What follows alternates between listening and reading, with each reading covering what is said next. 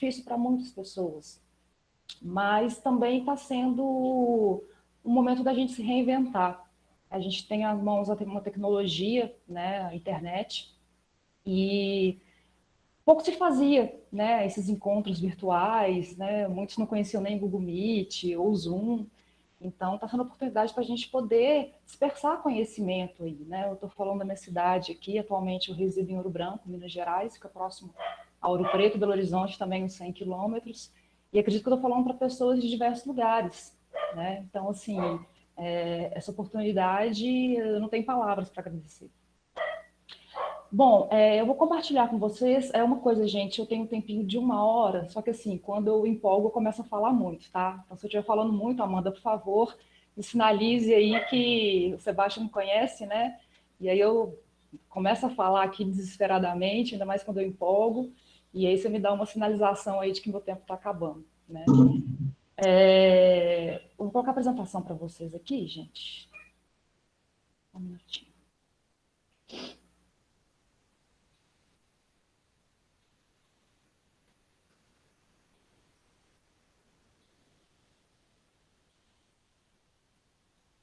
Vocês estão conseguindo enxergar aí a apresentação? Tá sim. Sim? Ok. Bom, então vou colocar aqui em tela cheia. Bom, então, como a Amanda falou, né, eu fui docente de paleontologia, eu tenho graduação em biologia e doutorado em geociências, ciências naturais, pela Universidade Federal de Ouro Preto. E eu trabalhei no meu doutorado com a parte de paleontologia. E aí, quando a gente fala em paleontologia, a gente já pensa em Jurassic Park, né? A gente já pensa em dinossauros, Tiranossauros Rex correndo, Velociraptors, né? Aquela situação toda. Porém, a paleontologia ela é muito diversa, ela tem diversos campos de ações e atuações que muitas vezes, né, não são bem explorados ou são pouco colocados. E eu trabalho com uma parte dentro da micropaleontologia. O que é isso? Eu vou falar um pouquinho mais para frente sobre isso, mas a gente trabalha com microfósseis, né? Então a gente utiliza muito microscopia. A gente só consegue ver esses fósseis com microscópio, para vocês verem, né, o tamanho, né, bem diminuto. E dentro da micropaleontologia, mais especificamente, trabalho com palinologia. Né? O que seria, então, a palinologia? Tá? Então, a palinologia é o estudo de grãos, de pólens e esporos, sejam eles fósseis ou atuais. Então, a gente fica pensando, né? Nossa, tem maluco para tudo nesse mundo, né? A pessoa trabalha com paleontologia, mas ela trabalha com grãos de pólens e esporos. Parada é essa, né? Que doideira. Pois é. E aí a gente consegue, né, dentro da palinologia, estudar os palinomorfos, que assim são chamados, esses fósseis, encontrados em rochas sedimentares. Então a gente consegue, eu vou mostrar para vocês um estudo de caso, né, que foi da minha tese de doutorado, como que é feito esse processo de metodologia, mas a gente trabalha com rochas sedimentares, a gente coleta principalmente em locais, lagos assoreados, veredas, planos de inundação, locais onde tem deposição de sedimento, justamente para que esse sedimento, junto com grãos de pólenes e esporos, sejam depositados aí no decorrer desses, né, a gente conseguiu chegar a cerca de 10 mil anos, a gente queria chegar no Pleistoceno, a gente não conseguiu, a 12 mil, né, a gente conseguiu só datar até 10 mil anos, mas a gente conseguiu recuperar material de 10 mil anos atrás. Então, né, tem doido para tudo, né, mas é a minha paixão.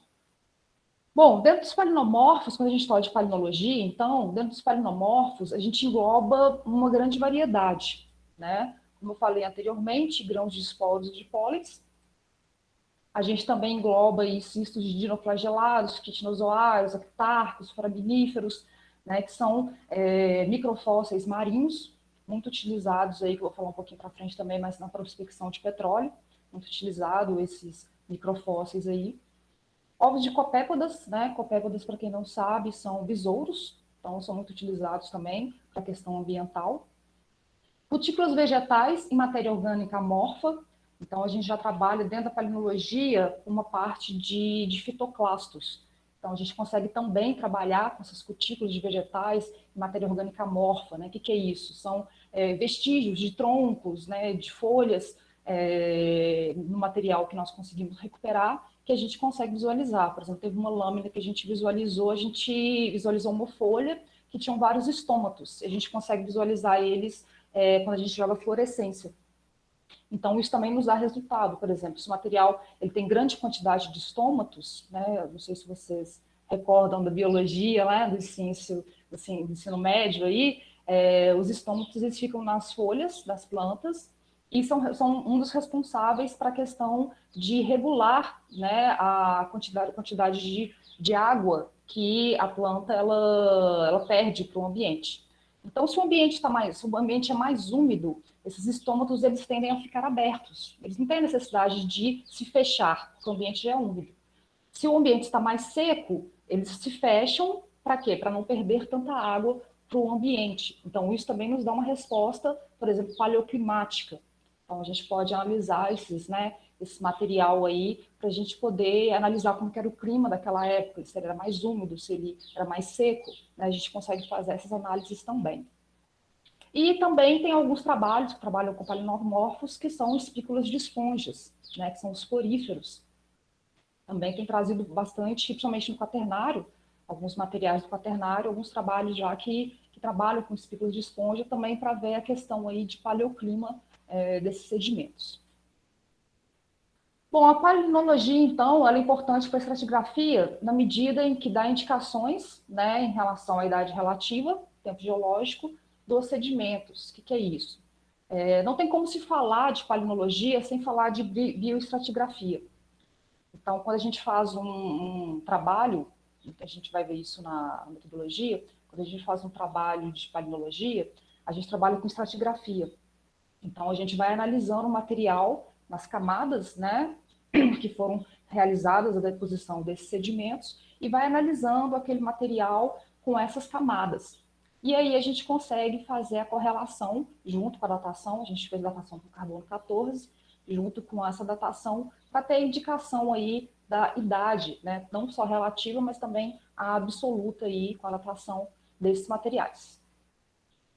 Bom, a palinologia também permite caracterizar os ambientes em que se formaram esses sedimentos que contêm os palinomorfos. Como assim? Né? Por exemplo, na minha área de doutorado, a gente conseguiu contar uma história. Né? A paleontologia ela é muito isso, né? Ela conta histórias. Né?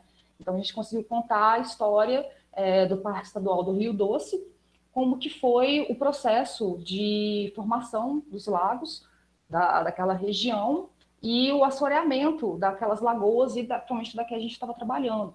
Porque quando a gente fala de assoreamento, né, a gente já coloca que é um processo antrópico. Ah, aquele lago está assoreado. Então, é causa que o homem acelerou o processo de assoreamento. Né?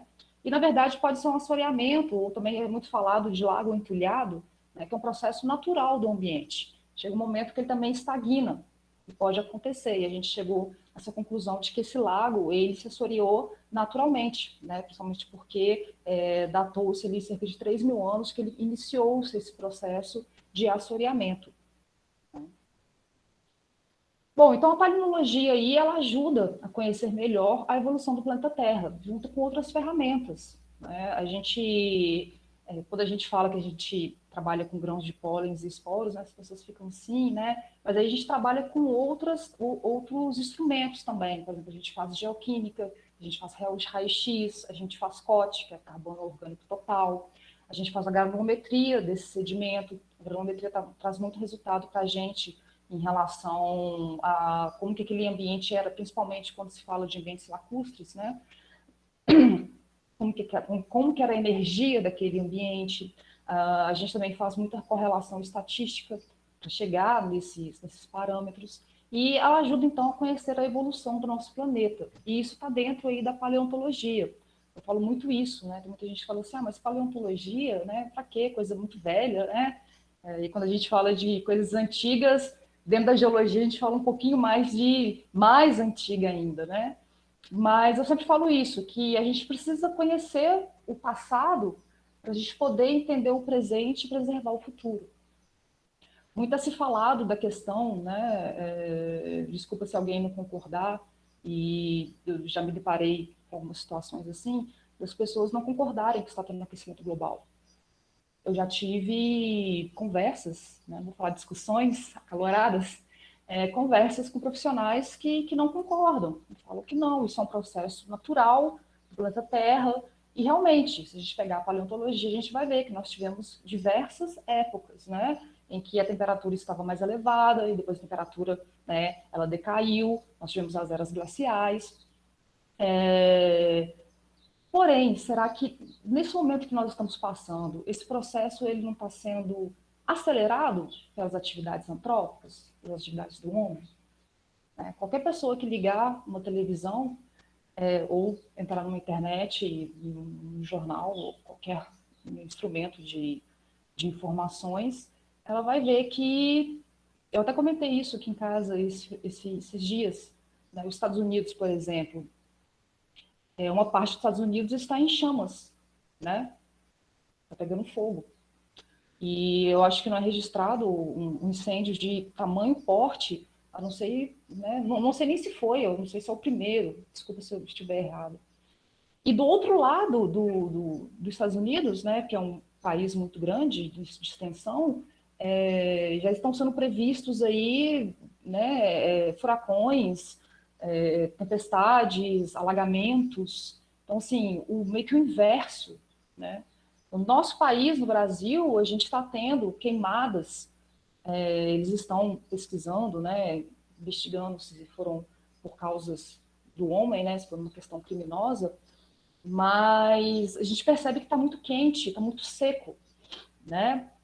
E aí chega na época de chuva, chega no verão, né? Nossa época que começa mais ou menos em dezembro, final de novembro, dezembro, janeiro, e a gente tem pancadas muito fortes de chuva. Nós temos um volume muito grande num único dia. E isso traz prejuízos não só para as pessoas, né? Que infelizmente nós temos no nosso país, infelizmente nós temos um desenvolvimento urbano e das cidades que elas vão se organizando de uma forma desorganizada, e muitos constroem em planícies de inundação, em áreas, né, que podem ser... gente, desculpa. Eu tenho uns alunos presenciais aqui, que são uns felinos, tá? Às vezes eles passam aqui na frente, essa é a aluna. Então, assim, tá tudo muito intenso, né? Tá tudo muito intenso. E aí fica uma questão para a gente pensar, né? Para a gente pensar. E a paleontologia, ela tem essa questão, né? Para a gente procurar, por exemplo, eu tenho um professor, o professor Marcelo de Araújo, ele é do UFRJ, do Museu Nacional, como orientador no doutorado, e ele tem um projeto na Antártica, né? Aquele projeto que passa na televisão, que foram pesquisadores do Brasil, ele faz parte. E lá eles fazem vários trabalhos nessa área, justamente para ver, né, a questão de contaminação, assim, claro, não só da paleontologia, mas também na geoquímica, eles analisam gases, né, que são presos lá nos bolsões de ar junto com o gelo, e já está sendo relatado isso que está tendo realmente, assim. Desculpa sair um pouco do tema, né, igual eu falei que eu falo um pouquinho demais, mas é justamente isso, né? Eu acho que a gente, né? Eu não sei qual que é o meu público aqui. Eu perguntei para o Sebastião, falou que tem uma diversidade muito grande, mas eu acho que é para a gente parar e pensar mesmo, né? Que as nossas ações no presente elas vão refletir no futuro. E que futuro é esse? Que futuro é esse que a gente está construindo para nós e para as nossas gerações? Porque muito se fala, né, desenvolvimento sustentável, isso da década de 70, né, quando teve a primeira conferência da ONU, em Estocolmo, começou com essa questão de sustentável, e na década de 80 e 90 ficou muito a questão sobre o termo mesmo, né, e às vezes fica muito distante da gente esse termo. E eu pergunto, mas o sustentável não pode ser eu reutilizar uma sacolinha, uma garrafa PET, vai comprar um refrigerante, leva o retornável, sabe? Pequenas ações, assim, nas minhas aulas de paleonto eu falo muito isso também. A gente não tem como voltar, né, lá há tantos mil anos, né, quando teve os primeiros indícios dos Homo erectus, Homo sapiens, a gente não vai voltar para a Era das Cavernas. A gente está num processo já de evolução, vamos dizer assim, avançado. E não tem como retornar, muito difícil. Porém, a gente pode tentar fazer, né, que isso seja menos danoso para o ambiente que a gente está. E eu pergunto para todos vocês, para não me delongar muito. Se a gente acabar com o planeta Terra, com os recursos que eles têm, para onde a gente vai? Eu não conheço um outro local. Né? Não tem fora da Terra, onde a gente possa pegar o nosso lixo e colocar para fora. Não tem como. Então, é uma questão individual mesmo. Né? Cada um fazendo um pouquinho e cada um se juntando e a gente consegue fazer mais. Mas o nosso planeta pede socorro. E eu acho que é o momento para a gente pensar nas nossas ações. Bom, eu falei que eu empolgo demais aqui, né? Peço desculpas aí. Bom, gente, está voltando aí o grão de pólen, né? A gente está falando de palinologia, então estudos de grãos de pólen e esporos, tá? Recapitulando um pouquinho aí lá do ensino médio, né? Então, os grãos de pólen, eles são estruturas reprodutivas das plantas com sementes, o que é isso? Das plantas mais evoluídas, vamos colocar assim. As gimnospermas e as angiospermas. Gimnospermas, para quem não lembra, são os pinheiros, as araucárias, né? Muito encontrado em regiões onde a temperatura é mais fria. E são as plantas, né, com sementes nuas. O que é isso? Elas não produzem flores. Então, elas têm apenas... Mais um gato. Elas têm apenas a semente. Né? No sul do Brasil é muito comum, no inverno, comer, né, a semente dos pinhões, né? Se cozinha e se come os pinhões. Né? O que é isso? Então, são as gimnospermas. E as angiospermas, que são o grupo de plantas mais evoluídos que nós conhecemos justamente por isso, porque elas possuem as flores. E essas flores foi um processo evolutivo para a questão de polinização. Por que será? Né? Quando a gente chega aqui nos esporos, vou voltar aqui na questão das flores, tá? Quando a gente chega nos esporos, os esporos, quem possui essa célula germinativa são as briófitas e pteridófitas, né? Falando de plantas, tá? Tirando algas e fungos.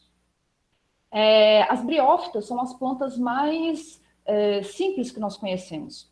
São aquelas plantas avasculares, de tamanho diminuto. Quando a gente vai na cachoeira, a gente encontra muito. Tem gente que fala assim, é um tapete verde, né? São os musgos que a gente encontra. E as pteridófitas são as samambaias, também, que produzem esses esporos. E essas duas plantas, para o processo reprodutivo delas, elas necessitam de água.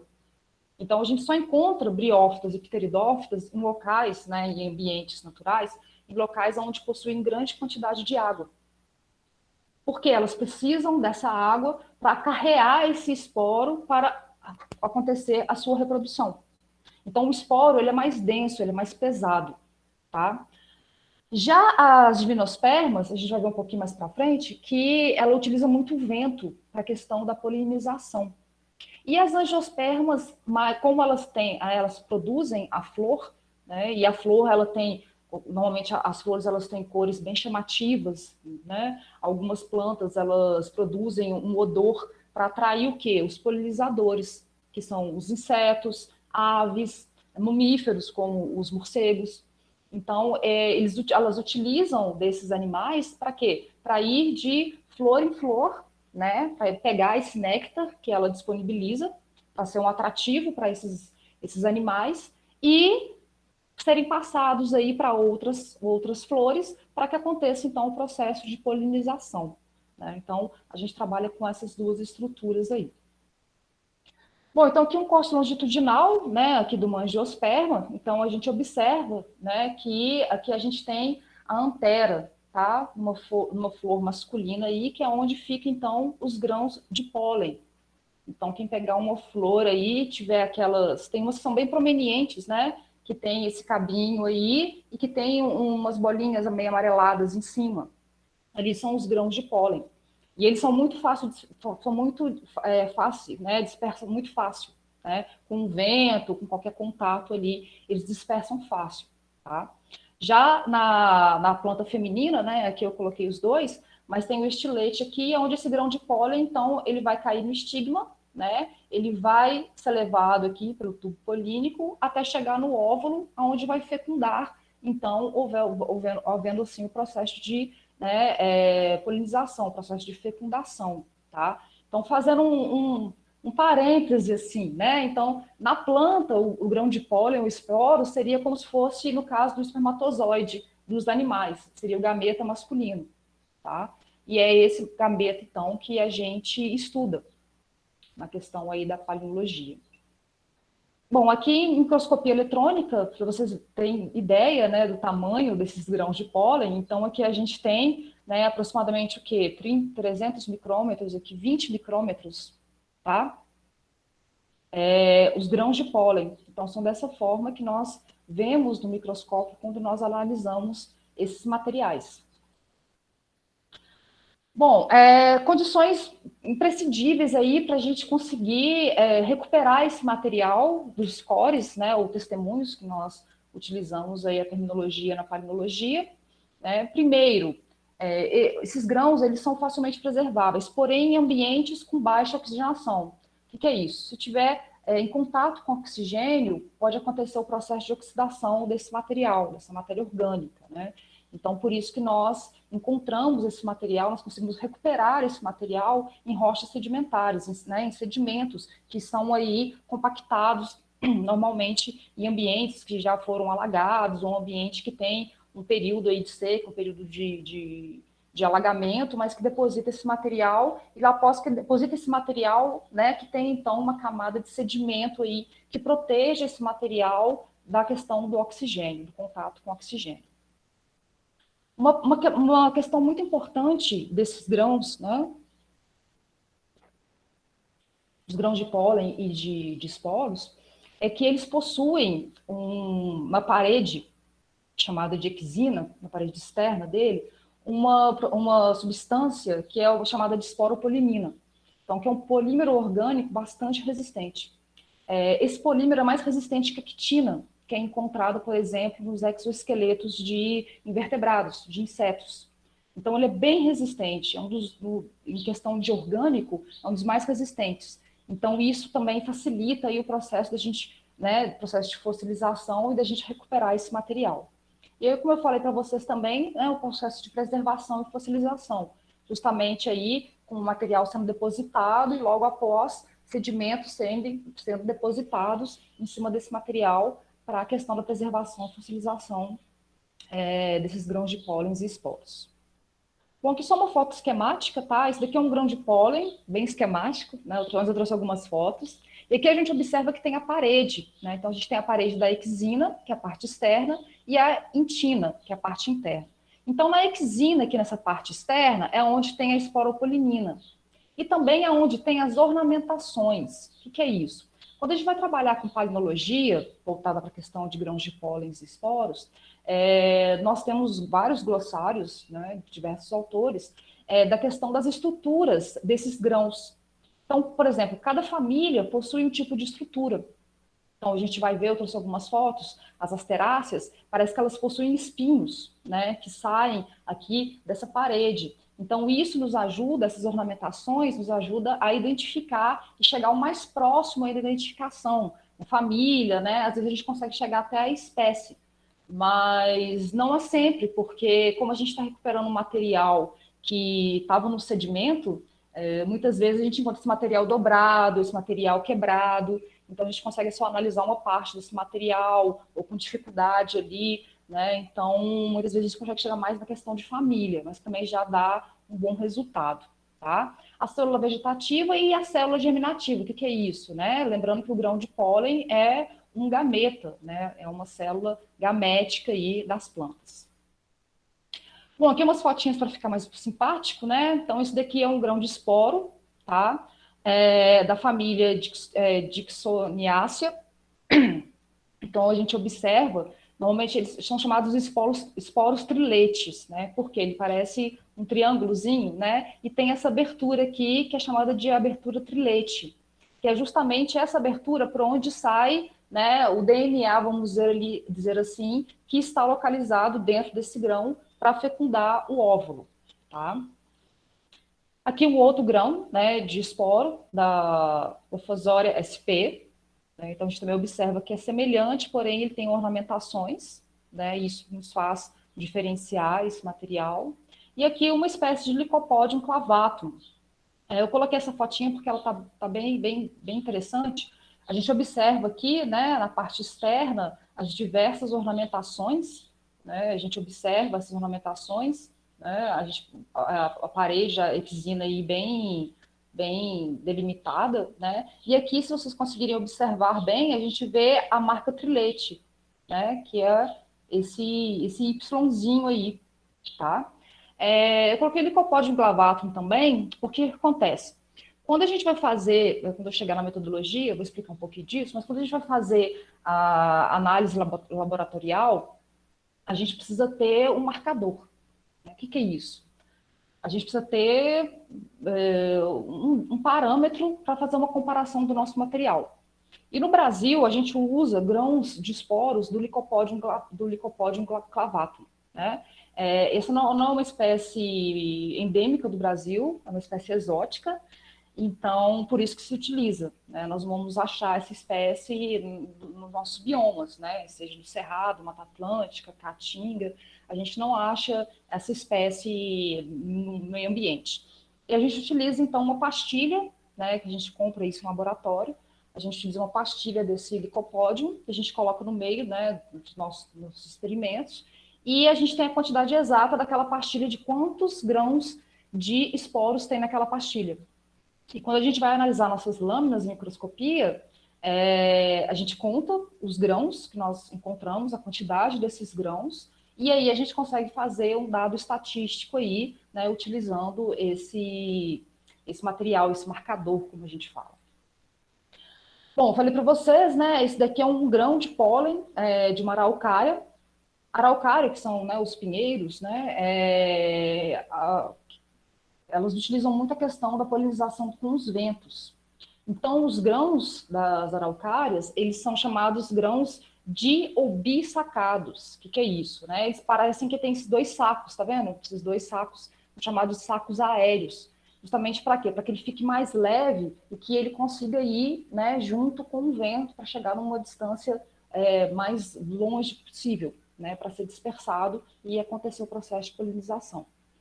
Já nas angiospermas, né, aqui a gente tem grãos, né, temos duas espécies aqui, né, grãos de pólen de asteráceas, são dois tipos diferentes. A gente pode observar que as ornamentações são bem parecidas, até a gente pegar bem os detalhes, assim, principalmente na questão, né, os grãos de pólen, eles possuem poros, tá? Poros ou colpos, que é justamente a mesma função daquela marquinha trilete lá do grão de esporo, que é por onde sai, então, a parte germinativa desse material, né, que a função dele é essa questão de polinizar, né, troca de gametas, né. Então, aqui a gente observa, e as fotos, né, gente, essas escalas aqui são 10 micrômetros, tá? A gente observa essas fotos, a gente observa esse material, normalmente o objetivo de 40, mas para a gente fotografar esse material e ter uma análise melhor, a gente faz com objetivo de 100 com óleo de imersão. Bom, vou falar um pouquinho das áreas da palinologia, tá? Que a gente, né, paleontologia, aí fala de micropaleontologia, aí tem palinologia e agora as áreas da palinologia dentro disso tudo, né? São várias vertentes. Bom, a gente tem a melissopaninologia, vou falar um pouquinho mais para frente delas, tá? As polinoses, alergias, palinologia forense, a bioestratigrafia, prospecção petrolífera, e a paleopalinologia, que é a reconstituição de floras pretéritas. Bom, a melissopaninologia tem crescendo muito no Brasil, por quê? Né? A abelha, a gente sabe que é um polinizador em potencial. E, infelizmente, alguns estudos vêm mostrando que devido à questão da degradação ambiental, questão de perdas, né, de seu habitat, né, principalmente as abelhas nativas, né, aqui é uma abelha africanizada, a Apis mellifera, mas principalmente as jataís, urussus, né, elas estão sofrendo mais com isso, e a questão também de defensivos agrícolas, que são venenos e que acabam matando esses animais. E já tem estudos que falam que se as abelhas forem extintas, mais de 80 a 85% da nossa alimentação está comprometida. Porque quem faz esse papel fantástico de polinização, grande parte, né, são desses animais aí, das abelhas. E uma questão interessante também, dentro da palinologia, né, que a gente faz, é que a gente, por exemplo, na FUNED, em Belo Horizonte, eles têm um laboratório específico para a qualidade de mel. Então, você quer um certificado, você tem produção de mel na sua fazenda, na sua residência, seja em qualquer lugar. E você quer ver a qualidade daquele mel. Você manda uma amostra para a FUNED, eles vão analisar o seu mel justamente em questão de quais pólens que foram encontrados. Então, de acordo com os grãos de pólens que ali foram encontrados, eles vão te dar uma qualidade daquele mel. Ah, não, esse mel aqui é só de eucalipto, então não é uma qualidade muito boa, não. Ah, não, esse mel aqui tem laranjeira, tem aça-peixe, né, tem frutas, espécies frutíferas, então tem uma qualidade melhor, né? Então eles fazem esse trabalho também. Por exemplo, o mel de aça-peixe, né, extraído de uma planta típica brasileira, uma asterácea também, que possui aroma e sabor agradáveis e é identificado por seu efeito calmante e expectorante. Então aqui a gente observa, né, a planta, né, do aça-peixe, e aqui o grão de pólen, que é uma asterácea também, como a gente viu anteriormente, né? Então ela tem essas ornamentações aqui, tá? E aí, com a identificação desse material, a gente consegue chegar na qualidade desse grão, desculpa, desse mel. Bom, as polinoses, né, alergias, tem muitas pessoas que sofrem com esses problemas também. Chega na época de primavera, é um tormento para algumas pessoas, justamente pela questão aí da dispersão desses grãos de pólens, né? Então, tem algumas pessoas que têm que fazer tratamento, tem, né, assim, eu não conheço pessoas que possuem esse problema, mas que também entra aí a questão, né, dos grãos de pólen. Bom, essa daqui, algumas pessoas ficam um pouco surpresas, mas existe, né? Existem alguns locais que trabalham com palinologia forense. Então, o que eles fazem? Né? Então, eles vão investigar um crime, aconteceu um crime em determinado local.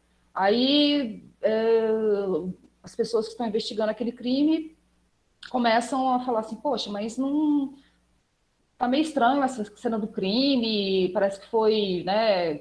Parece que simplesmente colocaram um indivíduo aqui, não foi o que aconteceu e tal.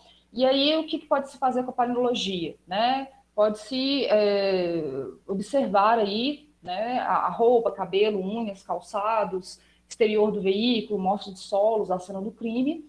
Junto com a palinologia, você consegue observar quais grãos de pólenes e esporos tem nesse material e ver de qual ambiente pode ser aquele material. Por exemplo, o indivíduo foi encontrado num ambiente aberto, totalmente aberto. E aí, observando esses materiais, fazendo análise desses materiais, se encontrou muito grãos de pólen de uma mata mais fechada. Então, vai diagnosticar que possivelmente o crime aconteceu em outra região, então observar quais matas mais fechadas tem ali próximo da região e investigar aquelas áreas. Então, também é uma questão aí que se utiliza, né? Uma viagem, né? Mas é verdade. A questão, né, da bioestratigrafia aí na questão de prospecção de petróleo, utiliza-se muito a questão da palinologia, mais voltada para a questão no Brasil, né? Mais voltada para a questão de análise de microfósseis marinhos. Então, eu não sei quem tem oportunidade de conhecer, no Rio de Janeiro tem o CEMPS, né, que é um centro de estudos lá da Petrobras, fica bem próximo ao Fundão, fica do lado do Fundão, né? Fica dentro do Fundão, na verdade, desculpa os cariocas que estiverem aqui. E lá tem laboratórios de bioestratigrafias específicos para essa questão, né? Então, é um processo que antecede a exploração. Então, eles fazem coleta de material daquele local que possa ser, né, que tenha um potencial para ser explorado, mas eles fazem esse estudo antes, bioestratigráfico, né? Justamente porque, não, eu acho que tem petróleo aqui, então vou furar aqui. Não, aqui tem, não. Né? Tem que fazer todo um processo aí anterior da questão mesmo da exploração, né? Porque a gente vê que demanda muito questão de recursos financeiros e também de pessoal. Né? Então, as realizações de vários estudos são necessárias aí anteriormente na exploração, com o objetivo de identificar se uma determinada região contém ou não uma acumulação proveitosa do combustível fóssil, então, do petróleo nessa questão. Então, a idade das camadas geológicas, né, aqui eu coloquei uma camada estratigráfica, né, só um exemplo mesmo, é definida pelo tipo ou espécie de fósseis que estão encontrados nessa camada. Então, por exemplo, eles fizeram um testemunha chamado de core, né, C-O-R-E, né, são os cores lá que eles fazem. Então, eles fazem a perfuração desse testemunho e vai para o laboratório para fazer a análise bioestratigráfica. E aí eles chegam lá e falam assim, opa, a gente achou um material aqui, grande quantidade de foraminíferos, grande quantidade, né, de noflagelados aqui, que datam aí do Jurássico, Cretáceo, e então pode ser que tenha uma grande possibilidade de a gente encontrar nesse ambiente aqui petróleo. Né? Então eles fazem todas essas análises, né? Não adianta nada, né? Eu encontrei um material, mas eu encontrei um material lá do Carbonífero. Acha petróleo? Ah, não, mas eu achei um material aqui que é datado lá do Pleistoceno, está dentro do Quaternário. Não vai achar. Né? Então, é bem específico mesmo e tem que ser bem direcionado esse trabalho. Bom, e a paleopalinologia, né, que é os estudos palinológicos aí, que visam, então, a interpretação paleoambiental fundamentada na superposição estratigráfica, né? Uma homenagem aí a Maria Leia Salgado Laboriot, que infelizmente em 2012 nos deixou. Fazendo um adendo aqui, né? Eu li praticamente muitos livros dela, me ajudou muito no meu processo de doutorado. Ela era professora da UNB, ela formou em ciências naturais, né? Em 1950 alguma coisa na época, uma das primeiras brasileiras, né, mulheres a ingressar no estudo, né, acadêmico mesmo. Então, assim, infelizmente nos deixou, mas deixou um grande legado aí, não só pela questão da paleontologia, mas pela questão da luta, né, que todos nós podemos. Se alguém, que seja em qualquer área, o Sebastião me conhece, ele sabe que eu saio um pouco do assunto, mas se alguém na sua vida, né, seja na área profissional, na área pessoal, na área familiar, falar para você que você não pode, você não tem competência, que você não vai além, não faça isso para mostrar que você pode, sabe? Faça por você. Porque todos nós podemos.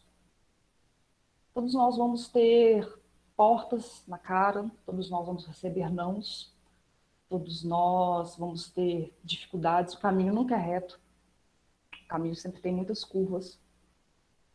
Mas meu doutorado e minha vida acadêmica me mostra isso todos os dias.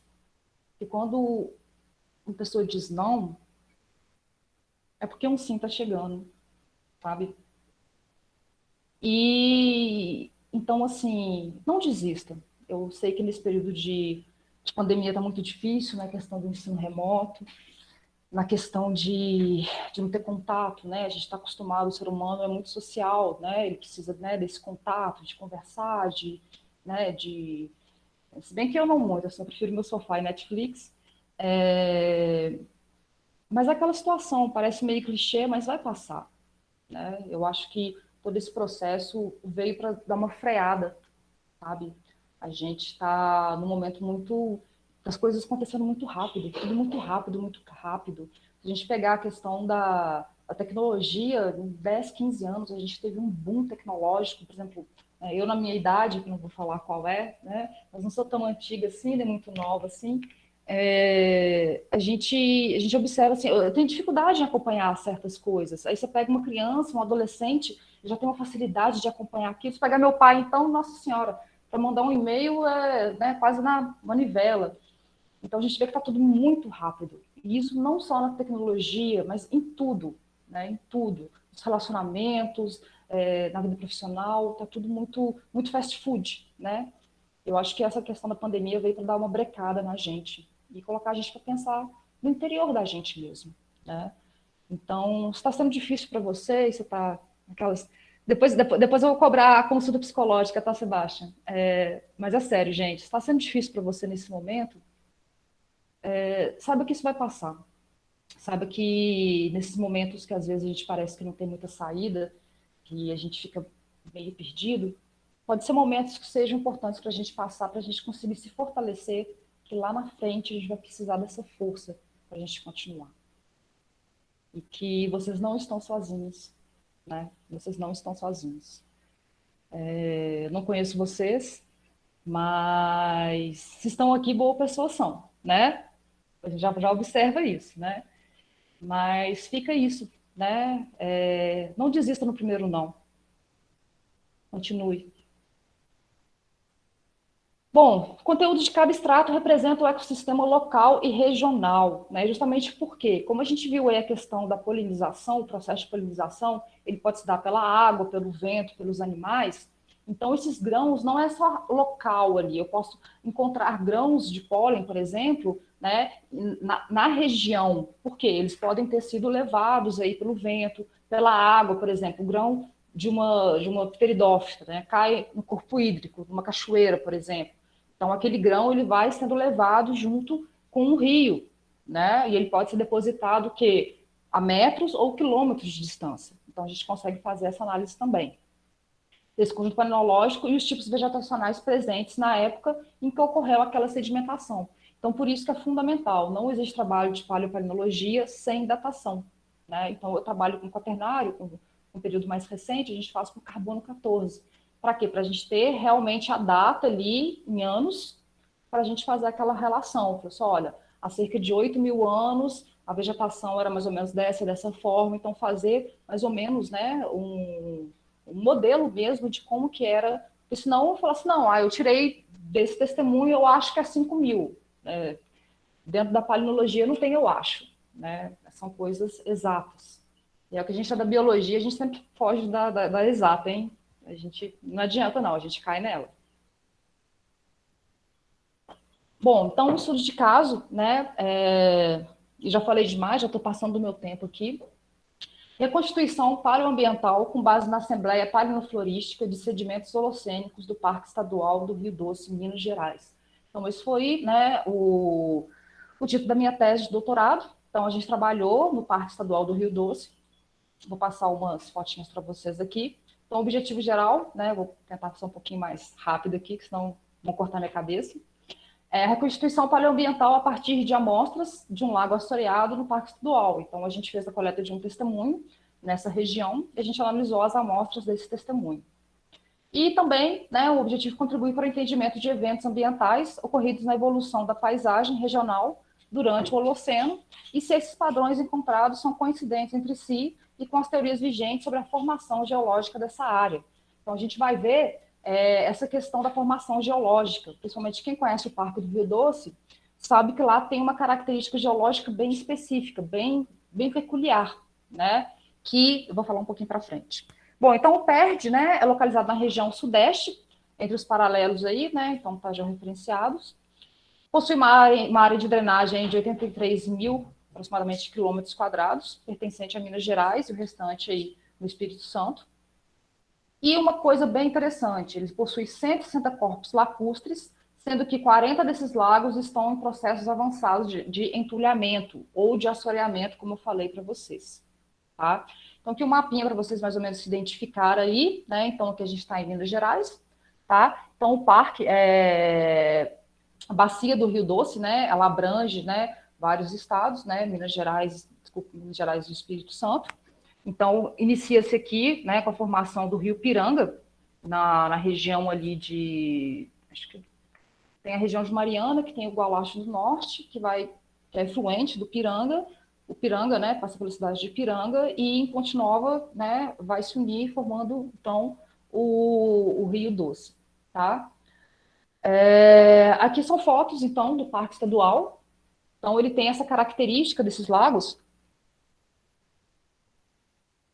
a característica desses lagos bem peculiares, né? Então, assim, eu não sou muito da área da geologia nessa parte de identificação de lagos, mas alguns geólogos falam, né, que eles têm características de lagos como se fossem lagos artificiais, como se fossem lagos, né, represados, barragens, né, e não são, eles são naturais. Isso ficou se questionando, né, poxa, mas uma região que tem grande quantidade de corpos hídricos e então alguns pesquisadores, né, se interessaram por essa região. A gente vai falar um pouquinho sobre os estudos nessa área. Bom, então a localização na área, né, quase central aqui de Minas Gerais, né, então fica próximo, quem é de Minas Gerais, não sei se conhece aí Timóteo, fica próximo a Valadares, Ipatinga, local quente pra caramba, né, então aqui é o parque, tá, onde ele faz, então, o Rio Doce está cortando aqui nessa região, atualmente, né, e aqui a gente tem o parque, então, com essas lagoas, né, esses lagos aí, que tem essas características. O Parque Estadual do Rio Doce foi instituído na década de 60, acho que foi 60, né? Então, o IEF, né, o Instituto Brasileiro de Florestas, ele é responsável pela manutenção, né, toda a organização do parque. Hoje, infelizmente, é um dos poucos remanescentes de Mata Atlântica do nosso estado, de Minas Gerais, principalmente por estar em área protegida, porém aqui na região Timóteo, Marielle, Dionísio, né, já bem devastado. Timóteo é uma grande área de usinas, né, de produção de aço, né, acho que é isso mesmo. E aqui, né, essas outras comunidades utilizaram muito a questão de plantação de eucalipto para carvão. Então, isso, né, advém aí o desmatamento, né, entre outras questões, tá? Bom, a localização da nossa área, então, a gente escolheu um lago assoreado. Ele estava bem na baixada, né? O que é isso, né? Tinha ele estava bem no vale mesmo. Então, aqui, não dá para ver na foto, mas nessa área aqui, né? A gente teve que descer um morro bem íngreme. E nessa região a gente foi adentrando aqui, onde tinha esse lago entulhado. E a gente observava por quê? Porque na hora que a gente batia o pé, você sentia, né? Bum, bum, bum, bum.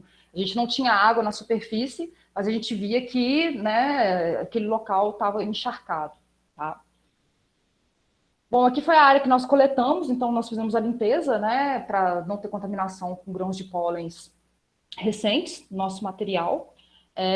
Eu peço desculpas, mas assim, na época que eu fiz a minha coleta, a gente teve um problema no meu doutorado, que eu não vou entrar muito em detalhes, mas a gente fez meio que como é que fala? Na gambiarra mesmo, né? Mas deu certo, né? Então, dar certo é o que é fundamental.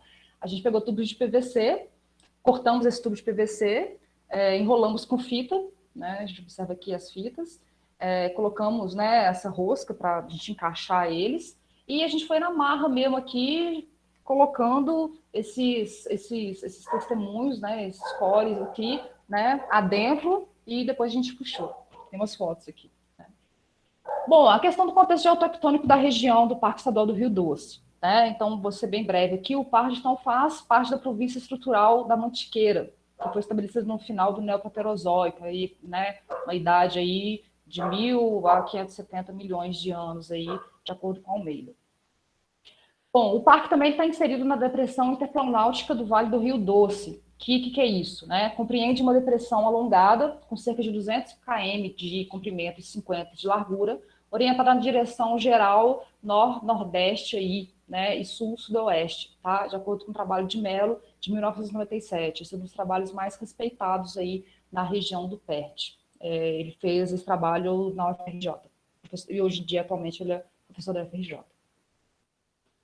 Bom, a origem desse sistema, então, né, do PERD, de acordo com alguns autores, né, foi devido ao fechamento dos vales secundários do Rio Doce, desde o final do Pleistoceno, com paleoambientes estáveis. Bom, isso foi uma hipótese, né, que esse indivíduo aí, esse Pufuri, né, de 69, colocou, que aconteceu no final do Pleistoceno aí, né, com paleoambientes estáveis. Mas aí Mello, em 97, relacionou principalmente com a neotectônica local. Né? O que Mello colocou? Bom, explicando basicamente de que o Rio Doce ele corria, né, numa direção, e aí houve uma neotectônica, houve um basculamento, né, de placas nessa região. Então houve um deslocamento de nível, justamente no Parque Estadual. Então houve um rebaixamento desse nível.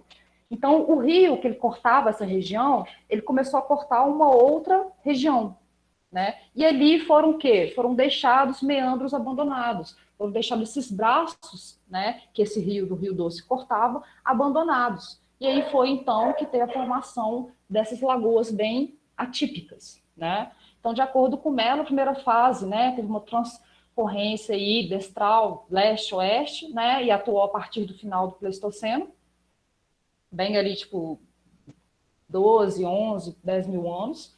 E a segunda fase com movimentos neotectônicos, né, já no Holoceno Médio, e caracterizado por regimes extensionais aí, no noroeste e sudeste. Bom, então, de acordo com o Mello, né, essas falhas, esses desníveis, esses basculamentos nos leitos dos canais tributários, então, do Rio Doce, começaram a partir aí de cerca de 9 mil anos atrás. Tá? Bom, como a gente está falando de palinologia, eu trouxe um mapinha aqui para vegetação. Então, a gente observa que grande parte, né, do Parque do Rio Doce, que foi a nossa área de coleta, está na Mata Atlântica, né? Porém, é uma área de transição aí, Mata Atlântica Cerrado, tá? Então, a gente observa aí, né, que a gente encontrou também no nosso material espécies aí, mas grande quantidade de cerrado também. Bom, então, na nossa metodologia, né, como eu falei com vocês, a gente fez na porção interna do lago, evitando assim, o efeito de borda, né, que é isso? Para que não tivesse né, uma questão de tendência desses materiais que foram sendo depositados. Então, foram com tubos de PVC, né, dimensão de 50 centímetros. A gente aplicou a força aí manual mesmo, né, com marreta aí, utilizando um anteparo aí, né, de madeira para fazer essa força. E nós retiramos o tubo aí na garra mesmo, né? A gente pegou o tubo e arrancou o tubo, né? Claro que numa empresa, claro que numa consultoria, qualquer questão, tem todo o equipamento para se fazer esse procedimento, né? Mas quem não faz com cão, faz com gato, né? A questão é fazer, tá, gente? Bom, então aqui é uma foto, né? A gente levou 2 metros de tubo e a gente ia colocando os tubos, né? E depois ia enroscando. E aí, para não dar vácuo, na hora que a gente puxou, no primeiro dia a gente puxou esse material, ele não tinha vácuo, né? Então ele escorregou e escorregou já era. Você tem que ir para o alojamento, lavar aquele material todo, porque não pode ter contaminação, né? E no dia seguinte fazer o campo novamente. E aí a gente fez uma gambiarra lá também para dar vácuo, e na hora que a gente puxou, a gente já conseguiu recuperar esse material. E aqui, os 2 materiais que a gente conseguiu, né, todos eles com o local, né, de onde nós tiramos, o topo à base, com as fitas, e logo que nós tiramos, a gente já embala eles em filme PVC, para não ter contaminação do material local, e já refrigera ele a 4 graus, justamente para não ter contaminação também de crescimento de fungos nesse material. Bom, aqui já é um laboratório, então a gente, né, a gente congela esse material, como eu falei, e aí, como esse tubo ele já está cortado, a gente retira essa parte, né? Aqui a gente estava retirando parte para a questão da parte palinológica, mas desse material a gente também fez, igual eu falei, né, granulometria, geoquímica, COT, diversos, datação também, diversos procedimentos aí que auxiliaram no estudo. Então, a gente faz, né, a coleta, que a gente observa, né, se observar bem, a gente vê as camadas mesmo de deposição, né, estou observando aqui umas camadas mais escuras, né, umas outras mais amareladas. Então, a gente observa e a gente tirou 5 centímetros para fazer essas análises. Bom, esse material, então, como é sedimento, para montar essas lâminas, ela passa por um tratamento em laboratório, então não é qualquer, assim, eu vou chegar e vou fazer, não. Né? Meu mestrado eu fiz na engenharia ambiental, então tenho uma experiência na parte de química de laboratório, e a gente trabalha com muitos ácidos. Um desses ácidos é o HF, o ácido fluorídrico. O ácido fluorídrico ele é muito importante nesse projeto, nesse processo, porque ele degrada a sílica, né? E quando você vai montar a lâmina, se tiver qualquer grãozinho, a lâmina ela não fecha. Então, né, ela fica dessa forma. Então, ela tem que estar bem mesmo sem nenhum mineral ali. Então, a gente utiliza o HF, né? Porém, o HF é um ácido muito forte. Para vocês terem ideia, o HF ele corrói cálcio. Então, se o HF cair na mão e penetrar, por exemplo, né, ele vai corroer o seu osso. E não tem remédio, não tem nada. E é uma dor, assim, que já me foi colocado insuportável.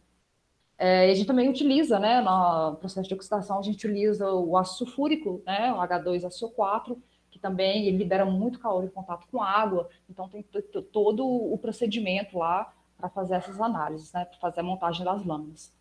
Bom, depois que as lâminas estão prontas, a gente vai para o laboratório, então, de microscopia, e a gente faz duas questões. A qualitativa, que é o quê? A descrição dos palinomorfos, então a gente tenta chegar no menor nível hierárquico aí, família, gênero e espécie, e descritos de acordo com a ornamentação, como eu falei com vocês anteriormente, aquela parte externa da exina, né? Essas ornamentações, a espessura da parede, número e tipos de poros, de colcos, né? Posição, forma das aberturas, tudo isso nos leva a identificar esse grão com uma determinada família, né? Podendo chegar até a espécie. E a quantitativa, o que é isso? A contagem dos números de grãos. Então, para cada lâmina, nós contamos 200 palinomorfos, tá? Sendo aí questão de grãos de pólens, basicamente, e de esporos, né? A gente não contou algas e fungos, tá? Para a gente poder fazer a questão estatística, como eu falei com vocês aí, na questão do licopódio. Bom, as fotomicografias, né? A gente fez no laboratório aí na UFOP e também no FRJ, e utilizamos aí, como eu falei para vocês, né, objetivos de 40 e até de 100 vezes com óleo de imersão, justamente porque os grãos eles são muito pequenos, muito diminutos. Então, para chegar no mais específico nas ornamentações, a gente precisava de um, de um aumento maior. Bom, método de datação radiocarbono, a gente fez quatro estratos, né? Inicialmente a gente fez na base no topo, depois que a gente chegou aos resultados, a gente analisou e a gente viu onde que tinha uma discrepância maior de dados, com os dados, e a gente datou onde a gente achava melhor, né? Essas amostras elas foram enviadas para a Flórida, no laboratório Chambet Analytic, então a gente datou esse material no exterior. Bom, as idades convencionais aí foram calibradas, né, de acordo com dados, com programas estatísticos aí, justamente para quê? Para a gente ter esses dados aí, né, de todos os estratos que nós alcançamos nesse trabalho. Bom, nós então identificamos 21 espécies de esporos de pteridófitas, 52 espécies de grãos de pólen, 6 espécies de grãos de fungos, e de algas nós encontramos principalmente a Spirogyra, né, que é uma alga aí de água doce, tá? Então as amostras claramente denominadas então por grãos de pólens, tá? Bom, rapidamente aqui, tá, Amanda, não me bate não, por favor. Então, os resultados, tá? De acordo com todo esse trabalho que nós tivemos, então nós chegamos a 4 zonas, né? Então, nós identificamos 4 zonas de 4, vamos dizer assim, eventos, mas, né, que nós vimos com os nossos dados da palinologia que aconteceram naquele local e corroborando aí com artigos, né, materiais de outros autores. Então, a zona A aí, né, datada de 10.375 anos a 9.350 anos atrás, a gente observou que a região não tinha sofrido, então, com a movimentação da neotectônica, de acordo com Mello. Então, isso quer dizer o quê? Que na região ainda corria o Rio Doce. Então, era um ambiente fluvial, era um ambiente onde o rio corria, tá? Como é que a gente chegou nessa questão? Né? A gente observou que os sedimentos eram de granulometria grossa, tá? Com baixo valor de COT, que é isso? Carbono orgânico total, indicando uma rápida sedimentação. Então, né, a velocidade da água ali era maior, então indicando um ambiente fluvial. E foram encontrados aí muito grãos de pólens, de poáceas e ciperáceas. Aqui é uma ciperácea, tá? E aqui é um grão de poácea, tá? São gramíneas, que indicavam provavelmente um habitat mais aberto. Bom, então, junto com a granulometria grossa, baixos valores de concentração de pólen, COT e diversidade, tem relação, então, com o sistema fluvial. Então, há cerca de 9.000 anos, né, 9.000 e poucos anos atrás, então ainda era o Rio Doce que cortava essa região. Bom, com a análise de raio-x, né, a gente indicou o teor aí de muscovita, né, nossa, gente, desculpa, eu tenho alguns animais, eles estão bem surtados aqui, sabe? Resistente a um temperismo, né, esse mineral, combinado com quartzo, pode indicar transporte fluvial também, de acordo com Oliveira. Então, os geólogos, se eu estiver equivocada, vocês me corrijam, né, mas também é um indicador aí do ambiente fluvial. E as pequenas quantidades de pólen podem refletir também nesse ambiente fluvial, né? Então, a gente não achou grande quantidade representativa de grão de pólen. Por quê? Se a gente tem um ambiente onde tem uma energia maior na velocidade da água, ele não tem tempo para poder se depositar. Então, nós não vamos encontrar grande concentração, grande quantidade desse material de grãos de pólen e esporos. Bom, a zona B, então, datada aí de 9.062 anos até 8.195 anos AT. Então, a gente observou um baixo teor de matéria orgânica amorfa, né? O que é isso? A gente trabalhou também com a questão, igual eu falei para vocês, né? De fitoclastos, né? De matéria orgânica amorfa, né? Que são as palinofaces, tá? Que é uma vertente também da palinologia. Então, a gente também trabalhou com esse material. Que indica, então, o início do rastreamento do sistema do lago, onde a gente tinha um sistema paludal em processo de comatação, que é isso, um processo já que estava saindo do fluvial para o lacustre, né, onde tinha uma deposição desse material transportado.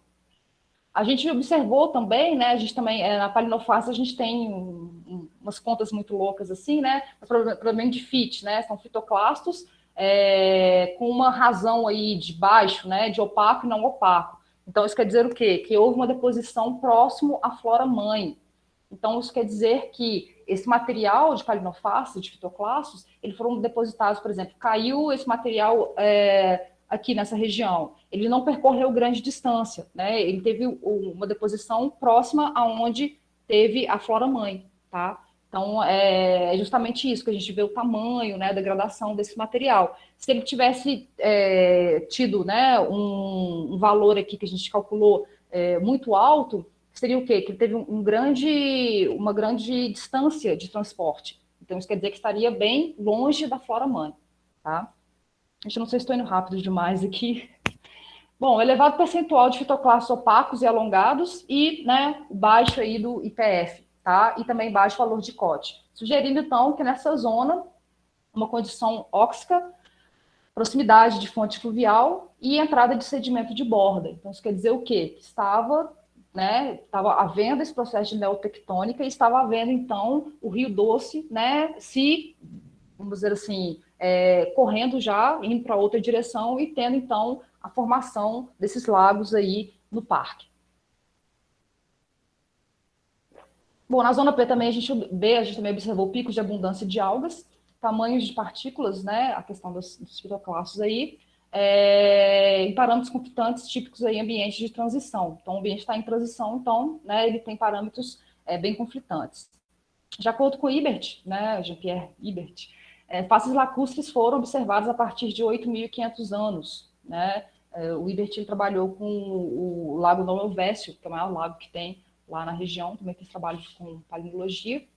Então, ele falou que algumas faces foram observadas a partir de 8.500 anos, e Melo, né, com o seu trabalho, a partir de 9.000 anos. Bom, indicando então essa fase B um possível fechamento do Vale do Perde. Então isso quer dizer o quê? Que o rio já não estava correndo mais naquela região e que já estava tendo o fechamento, né, o abandono desses meandros aí, né, que hoje em dia então são os lagos. Bom, na zona B também, em relação aí, né, à questão da granulometria, então a gente observou uma intercalação aí de areia com matéria orgânica e granulometria, né, que diminuiu, indicando então uma transição do ambiente fluvial do rio para o ambiente lacustre, então já a formação dessas lagoas, tá? E a dominância da vegetação herbácea, principalmente das ciperáceas, tá? Que são plantas bem rasteiras. Então, aumento de todos os grupos de vegetação também, refletindo o aumento do índice da diversidade aí, nesse ambiente. Então, a significativa presença da flora altitudinal, né, a gente achou muito o Edesmodium aí brasiliense, indicando uma vegetação típica de ambiente úmido e de altitude. Então, se a gente pegar a zona A, a gente observa que era um ambiente mais aberto, né, um ambiente que tinha muitos grãos de poáceas, de esperáceas, que são espécies de ambiente mais seco. Aqui a gente encontrou nessa fase, nessa zona, o Edesmodium, então que indica aí, né, de acordo com a literatura, ambientes mais úmidos e de altitude. Então a gente observa também uma mudança aí na questão da vegetação. Tá?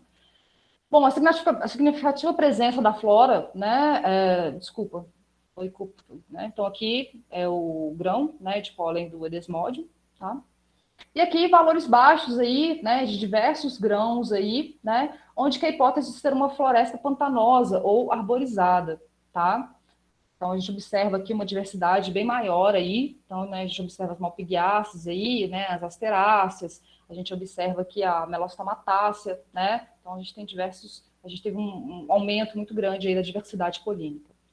Bom, e a gente teve também o primeiro registro da espirogyra, né, o espirogira, né, que é uma alga que é encontrada em corpos de água doce rasos e limpos, com baixa velocidade de fluxo. Então, isso a gente encontrou esse grão, né, dessa alga, isso quer dizer o quê? Que o ambiente já estava entrando no processo de formação dessas lagoas, onde o ambiente já estava com uma velocidade mais baixa no fluxo aí da energia das águas, né, em relação ao ambiente fluvial. Então aqui, né, fotinha simpática aí, aqui é uma espirogyra, né, 10 micrômetros aqui, tá? Bom, a zona C, então, de 7.905 a 4.785 anos AP. Então, a gente observou muita quantidade, né, de alga espirogyra e tifa também, que é uma espécie aí muito encontrada em ambientes palustres, ambientes mais alagados. Sedimentação de grãos finos, então a gente achou dentro da granulometria mais silt e argila. A gente também achou um aumento da matéria orgânica do COT. Então, isso quer dizer que isso trouxe para nós que o sistema lacustre já estava instalado. Então, o sistema ali daquelas lagoas já estava instalado nessa zona, tá? A gente conseguiu recuperar uma grande quantidade de palinomorfos, né? A gente observa diversas espécies, tá? Bom, e o início da preservação da matéria orgânica devido à baixa oxigenação, por volta aí de 6.500 anos, tá? Onde que Mello coloca, né, que a formação do sistema dos lagos ocorreu após essa data, tá? Já esses outros atores sugerem que o processo de assoreamento do Lago Preto iniciou provavelmente a partir de 6.620 anos, que é uma outra lagoa também que faz parte, né? Então também tem estudos de diversas lagoas. Bom, então a gente encontrou grande diversidade de esporos, né, que indica aí, né, uma condição úmida, um ambiente permanentemente fechado com água, tá? Então aqui, né, algumas fotinhos dos grãos de esporos que nós encontramos. E na zona D, que é a última zona aí, né, que vai então de 4.685 anos até o presente, né, que é datado aí de 50 anos AP, tá? Correu o principal aumento então da diversidade da vegetação. Aumento, então, principalmente da glicênia, está associado a solos encharcados e rasos lagos. O topo, né, desse testemunho representa o ambiente atual, então uma situação registrada aí sazonalmente de água, né, e que reflete, então, a acomatação do sistema lacustre, que é isso, né, já estava bem, como é que fala? Ai, fugiu a palavra, gente. Já estava bem fixado ali, né, o sistema lacustre.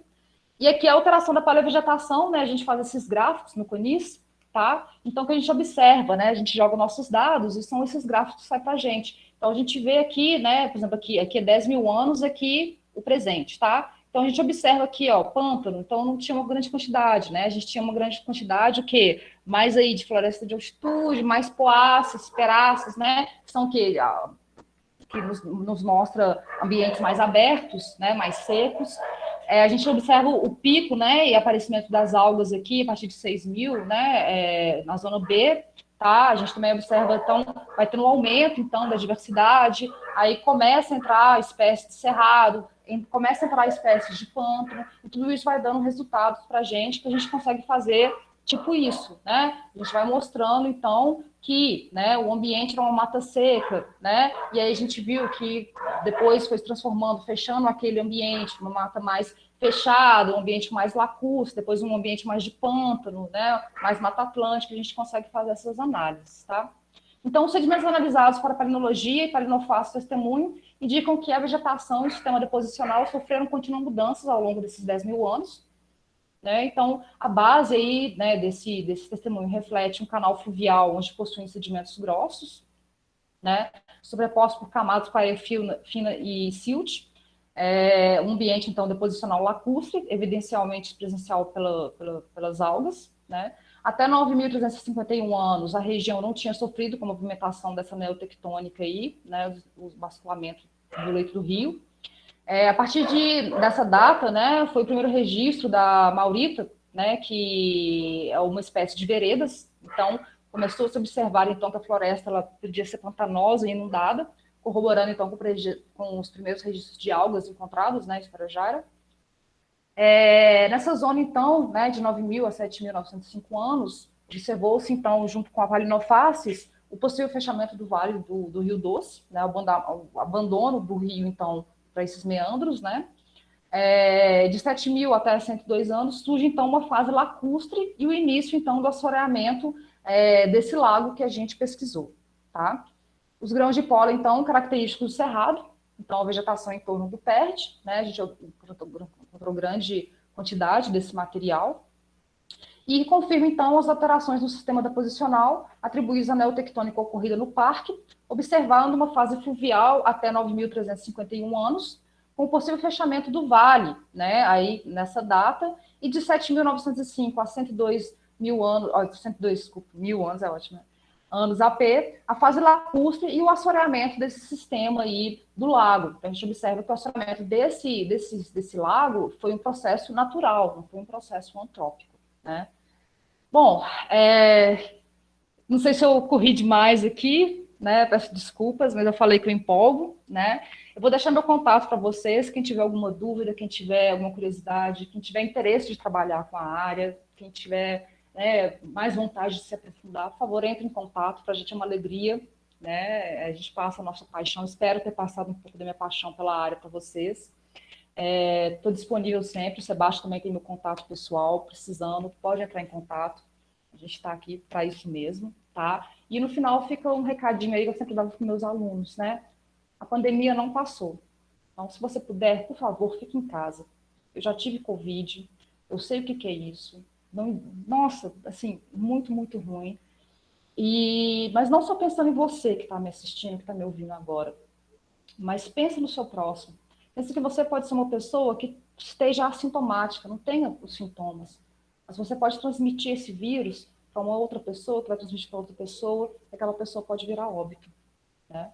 Não vou entrar muito em detalhes, mas eu acho que é o momento para a gente não pensar só na gente, mas para a gente pensar no próximo também. Então, cada um fazendo a sua parte, a gente vai sair dessa. Tá bom? Um grande abraço e fica aqui meu enorme agradecimento. E desculpa, Amanda, falar muito, muito, muito, porque eu empolgo. Ai, não precisa pedir desculpa não, professora. Foi ótimo. A gente agradece muitíssimo pela palestra.